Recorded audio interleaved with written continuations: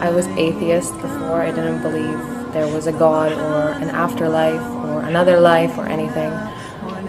So this led me to study a lot of religions because I was so interested why most of the world believes that there's a God.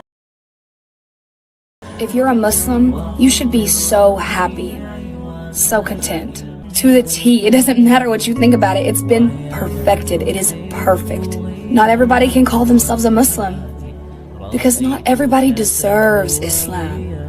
Allah chooses who will be Muslim. So just know that you are the 1%. You are the luckiest person on the planet.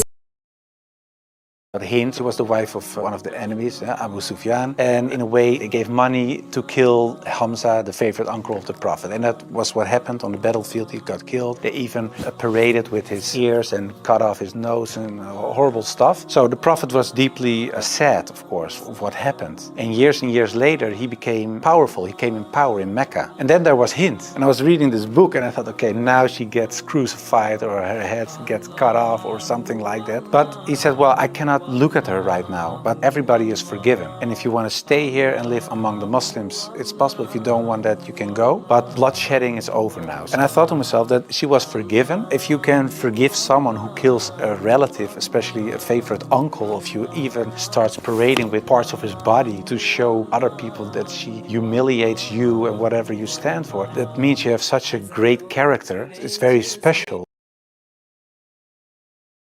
His self-described worst day, we all know, was Taif, where the kids, chased him, they threw stones, he was beat up. And he had the option to just collapse the mountains on him. And he's like, nah, I don't want to do that. One day maybe these people will accept, and they did. So his ability for forgiveness and helping people to the right path. Have you ever thought about it? Why does Allah call you before Him 5 times a day? Not 1 time a day, or 5 times at once, at the exact time, as separated 5 times in a day. Allah is reminding us of our focus. For example, you are out there in a city, your mind is so busy with shopping. Knock, knock, you hear the azan, come along to masjid. Allah says to you, my servant, you are busy with the world, but don't forget, I will remind you. Another time, you are too engaged in your business, there are payments to be made, there are documents to be signed. You start to forget your focus, your purpose of life.